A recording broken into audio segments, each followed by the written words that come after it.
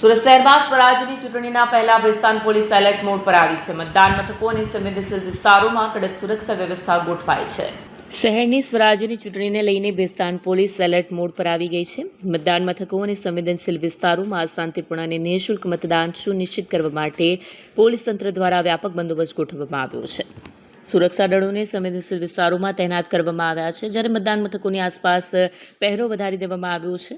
બેસ્તાન પોલીસના અધિકારીઓએ જણાવ્યું હતું કે કોઈપણ પ્રકારની અનિચ્છનીય ઘટના અટકાવવા માટે નાકાબંધી અને ફ્લાઇંગ સ્ક્વોડને સક્રિય કરવામાં આવી છે. શહેરના મતદારોને સુરક્ષિત વાતાવરણમાં મતદાનનો અધિકાર ભોગવવા માટે તંત્ર સંપૂર્ણપણે સજ્જ છે.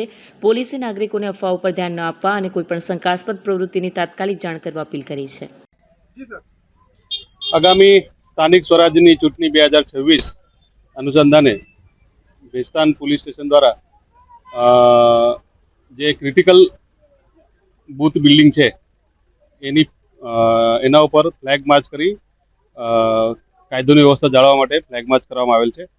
આ ફ્લેગ માર્ચમાં પીઆઈ બેસ્તાન, 3 પીએસઆઈ તથા 25 પોલીસ માણસોએ ભાગ લીધેલું અને ખાસ કરીને જે આ વિસ્તારના જે ક્રિટિકલ બૂથ છે એની પણ વિઝિટ કરી અને ફ્લેગ માર્ચનું આયોજન કરવામાં આવેલ.